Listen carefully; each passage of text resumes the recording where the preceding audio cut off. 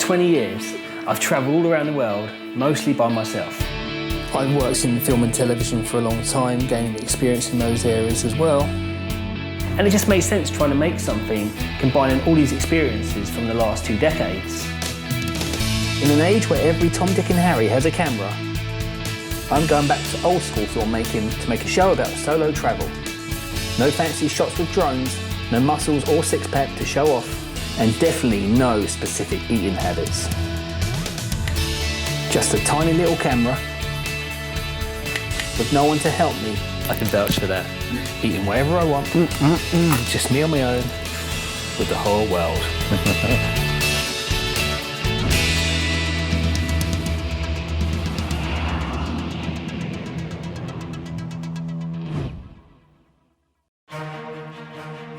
Previously on Going Solo, I began my 5-day road trip across Halkidiki on a mission to find out more about a certain myth from this Greek peninsula. When I was here last, someone said to me that Halkidiki, you know, you've got the 3 fingers. Yes. The first one's for single people, second one's for couples, and the third one's for old people and monks. Do you agree with this? Is this true? So I've taken it upon myself to discover the truth. Arriving at my first stop, Sukudia, the second finger of Siphonia, this finger renowned for attracting couples, I interrogate a local to find out what kind of people really do come here. A lot of families, especially when the schools are closed, couples as well. And then I got sick. I can't hear anything, my ears are just gone completely. I keep coughing up crap. Things happen for a reason, right? Not sure what yet though. Before long, it was time to move on to the third finger, the peninsula known as Aristoteles. The place where I'm staying, it seems it's people aged between the age of 20 and 40, which isn't old at all. Where blue skies became grey overnight. Bearing the cold, stormy weather while wearing only summer clothing, and with the next stop being the island of Muliani, who knew what Mother Nature was going to deliver next? Okay, so this is my room at the Sunrise Hotel. It's lovely. Look, I'm gonna do a massive pan. Da-da-da. Look at this. It's super. It's amazing. I think what I really like about this room is the view of Mount Athos from the balcony. You're gonna love this. There's only one downside to actually being here. The fact is it's been really great weather up until now. Apparently there's a storm due, and it's meant to be at midnight tonight, but I don't think that's going to affect my stay in any way because it's just such a nice little compact island. I'm still looking forward to seeing it.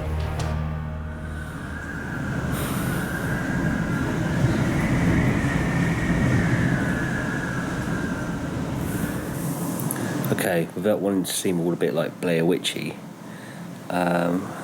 it's about 5 o'clock in the morning, and as you can hear, the storm's been going all night, like since about midnight last night, or tonight, this morning.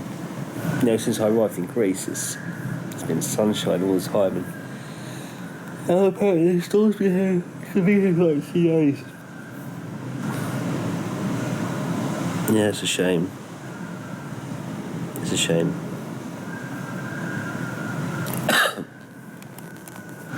And it doesn't really sound like it's improving either.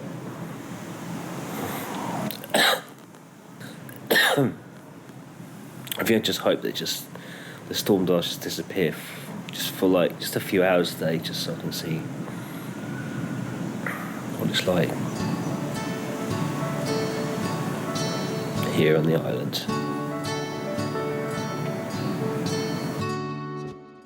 In the morning, the sun had come out, but the wind was still very present, meaning that I needed some insulation before venturing out into this weather.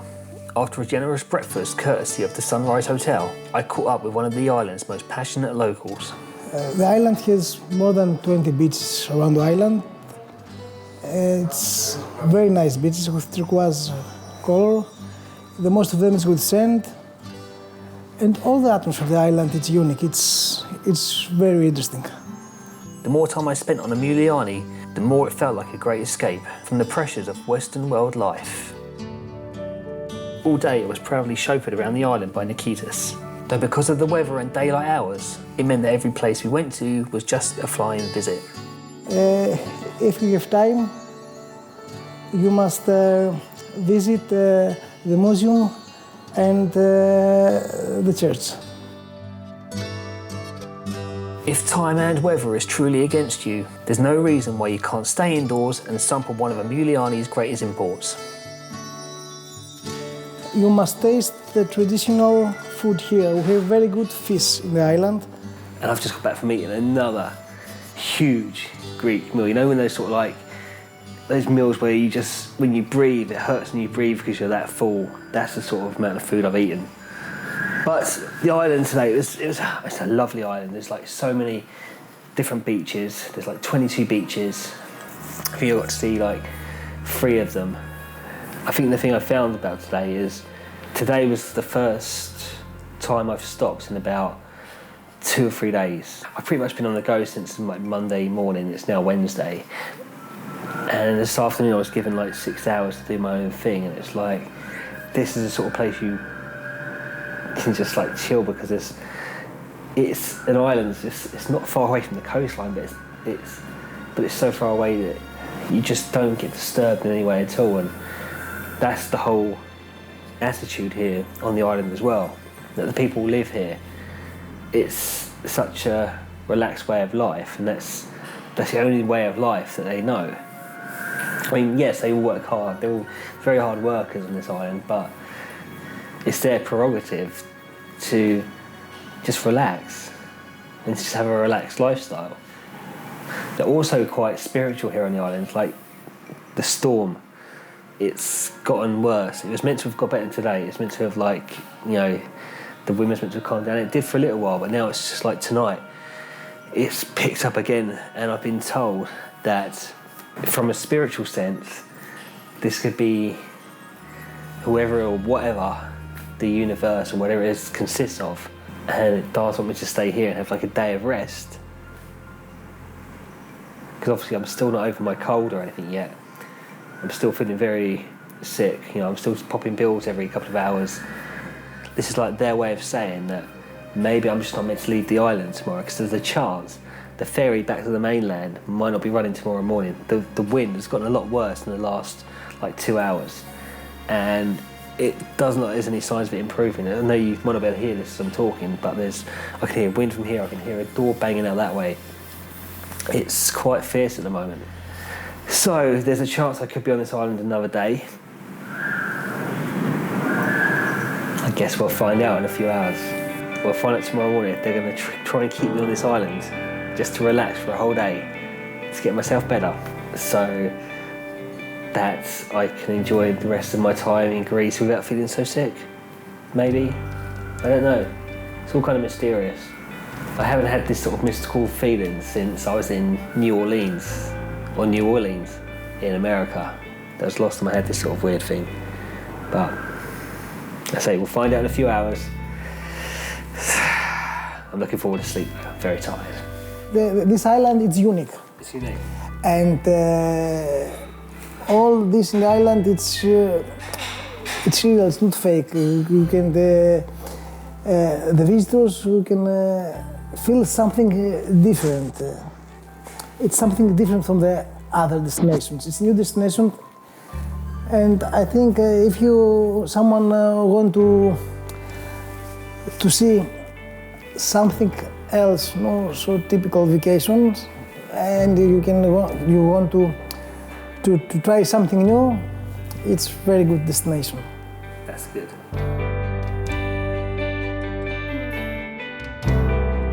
As morning comes, I was about to see what this unique mystical island was about to bring me. Okay, it happened.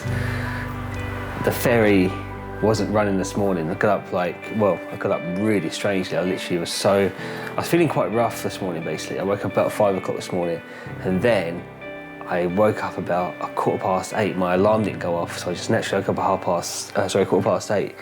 And I was just rushing, like literally in 15 minutes to get my bag packed, to get showered, everything like that. Then we drove down to the ferry port. The ferry wasn't running, which is strange because it's a lot calmer out today. The wind's died down. It's like a lot less than it was yesterday. But yeah, the 9:15 ferry wasn't running, so I mean I was still stuck on the island. I might be going later, might be going tomorrow. I just don't know at this stage what's going to happen. So I'm just hoping though, well, I'm just hoping that when I leave this island, I'm feeling a lot better. I'm not feeling great, I'm really not. Apparently this sort of storm never ever happens in September around this island. It never happens. So I don't know if fate's like trying to keep me here on the island to get well. I remember saying in Sakudia that if things happen for a reason, it's like, I don't know what's going on, because I don't even know now. I had like a whole schedule mapped out for the next 2 days, like today and tomorrow. And now that's gonna be like, that's not gonna happen. So I don't even know I don't know what's in store for me for the next few days, to be honest. I have no idea. Coming up in part 2. Like every story, there comes the finale. This 5-day road trip across Halkidiki has finally come to an end.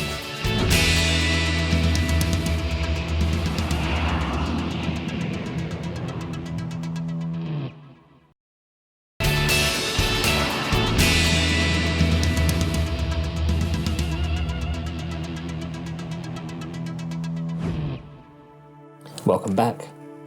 Before the break, I was stranded on Eftimiadou Island, located off the coast of Halkidiki after Storm Zorba hit Greece for a few days. But a couple of naps later, the ferry was running, meaning I was able to get back to the mainland and make one more pit stop on the second finger of Siphonia. You have arrived. So I finally made it to this part of the Siphonia finger. I was meant to check in here about lunchtime today. This at the Blue Dolphin Hotel. Because of the storm, it just delayed everything, and I didn't get here till just after 6 o'clock. And I've got to leave at 9 o'clock tomorrow, so my time is so limited, which is a shame because I absolutely love this room. I love it. The bed looks super comfortable. Look, that looks great. Got all to myself tonight. But overall, this place is great. I love it. It's very, very luxurious, absolutely. I'm just absolutely gutted that the storm stopped me from coming here earlier, because I really wish I'd got here earlier, because I would have just loved to have time just to relax and just, it's just annoying. It's so annoying that I've literally got less. I've got about 15 hours here, and some of that's to be spent sleeping, which isn't great. Never mind. The dinner was on from like 7:30 till 9. Oh, the variety of food was just it was amazing. It's just like, it's like a mixture of different cultures of food. It wasn't just Greek food, it's just like, but it had like, say, British food with a bit of Greekness added to it. It was interesting. It was a really great mix of food. The dessert was great. There was like these profiteroles, and they were so yummy. It's like they were so great. And even the grounds outside this place, it's like one of those places that you just want to explore and just walk around. I think you need at least like a minimum of 3 or 4 days here at least. I've got to get some rest tonight. I'm still not feeling 100%, but I get some sleep tonight, and I just get up super early tomorrow. Really early, like 6 o'clock in the morning.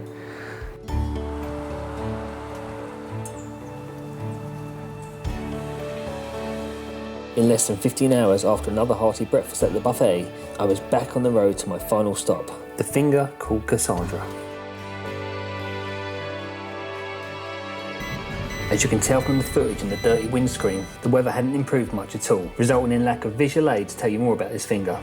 While checking into the Flegra Palace Hotel, I decided to find out more about Cassandra from a native who lives just an hour away. The first feed, it's very close to Thessaloniki, and everybody could go and come back in one day. It's very, you can go in Halkidiki on the first feed in about 20 minutes. That's cool. It's so easy. Yeah, that's it. Even if you're working and you have a store, as I do, it's very easy for me to close the store at 4 o'clock and go to Halkidiki and have a bath and come back. This is what I will do today. Really? Yes. Oh, that's so good. Really? Nice.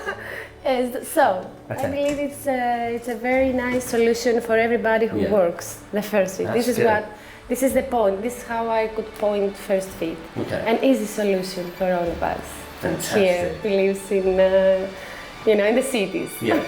So this 5-day road trip across Halkidiki has finally come to an end. I'm exhausted, I'm not gonna lie. It's been quite an intense 5 days.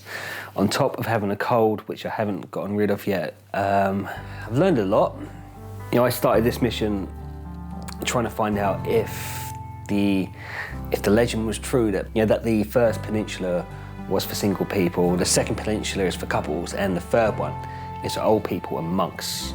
I did find that some parts of the third peninsula are mostly full of old people, but if you go to some other parts, there are some quite young people there. So it is a mix, but I think around the Mount Athos area, it seems to attract coach loads of older people, like I think retired people. I think old people like history, maybe that's what it is. But you've got to remember, on that side of Halkidiki as well, you've still got Embarking, which is a great place to relax. I wish I could have stayed there for longer. I was there for one night, I just didn't want to go. It's a beautiful place to just hang around. So that area, I think, is for all ages. Oh, and not forgetting the island as well. See, the island was great. That was a pleasant surprise. I know the weather went downhill when I was there on that day, but that was the first time I had had in about a week. I just had peacefulness where I'd sit in a hotel room and all I could hear outside during the day was waves. Like if you go to most other places, you can sometimes hear people talking outside during the day and stuff. I didn't hear any of that when I was on the islands, and I think that really is a great place to escape life, if you feel, I guess. But if you want to get away from things, I think the island's a great place to spend time. Again, whatever age, if you like walking, there's lots of walks. If you like sitting on the beach all day, if you like going to beaches and bars, there's loads of that for the young people. It's just a big mix on the islands. So the verdict of the third peninsula is that it seems to attract the older generation because it has a lot of history and a lot of spirituality to it. But you can be in your 20s and like those sort of things as well. So yeah. The second peninsula, number 2. Shaunywa. Okay, that's obviously where we started this journey. That's also where my illness came to fruition. Shaunywa is, well, I think Shaunywa is one of those places I enjoy. It's very scenic, it's very peaceful. There's lots of beaches. I saw a variety of old people, couples, families. Again, it's a big mix. It's a peninsula that's meant to attract couples. Yeah, there is a lot of couples there. I mean, I was the Blue Dolphin Resort. I was sitting there having my dinner, and I wasn't the only single person sat there. I noticed about 2 or 3 other guys sit on their own, and I saw a couple of females sat on their own as well. So single people do go there. That's okay. It's okay to be a single person and go to the Blue Dolphin, but it is very peaceful there as well. It's just I spent a lot of time in Shaunywa, but that was the starting place of the trip. So if I wasn't to base my verdict on Shaunywa, then I think that was a place for families and couples. I agree with that. And finally, Cassandra. Cassandra with a K. This was the one, this is the only place out of all the peninsulas, right, that agreed with the legend that is, Cassandra's for like single people, Shaunywa is for couples, and the third one is for old people and monks. Because the people on Cassandra are the only people that agree with that. At every single peninsula I asked if the people agreed with that, and they would say no, they didn't agree with it. But the people on Cassandra agreed with it completely. I went out with 2 guides separately. The first one, I didn't ask this at all. I didn't initiate this to come out or anything like that. They said to me, people say that if you're looking for a girl, you go to Cassandra. If you're looking to spend time with your girl, you go to Shaunywa.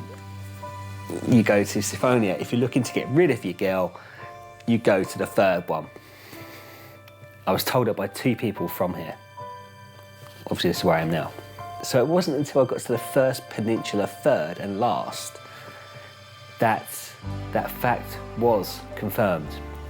like here in Cassandra, it's just like that. It is like it is. It's you can see how it attracts single people here. There's a whole beach where there's like 5 party bars. We drove past this place earlier, and it was like there was like 3 nightclubs just in the middle of nowhere, just all next to each other. And it's actually this whole section, like this whole place where there's just nightclubs, like 5 of them all together. It was interesting, and in the summer they open every day of the week. So this peninsula does cater for people who like to drink and who like to party. But overall, from what I saw, Halkidiki is for everyone. But I think you just need to select which one best suits you. I think that's all you can really do. I mean, there's some young people that are into history and would like a more chilled, the more chilled places of the Third Peninsula. There might be some older people who are in their 50s and 60s who just want the vibrance of being around young people. But I think you'll find everything you want in every single one. I think you will. So yes, to summarise, there is some truth to that theory that the first peninsula is for single people, the second one's for couples, and the third one is for old people. Yes, there's a lot of facts in that, completely. But like with everywhere is what you make it. And it's always best to go with what you're looking for. If you're looking for peace and quiet, don't go to Cassandra. If you're looking to like party hard, probably not the best idea to go to the Third Peninsula. So whoever you are, whatever you are, there's some part of Halkidiki that is going to appeal to you in some way. Some people want to have fun, even they're old, even they're young, even they're, I don't know. And we have a joke here in Greece that someone visited all the world, and he said, like Halkidiki nowhere. There's like nowhere else. It's true though. I keep saying every place I go to at the moment that I'm going to come back for a week. I could end up just like seeing myself just staying in Greece for like 2 months at some point. And on that absolutely positive note, I am going to crash because literally I've hardly had any sleep over the last 5 days. I'm so tired. I'm going to get the bloody mic off me. I'm so... Very nice. Next time on Going Solo, it's time to leave Greece and fly to 4 new countries. But which one of these countries is going to take my entire budget?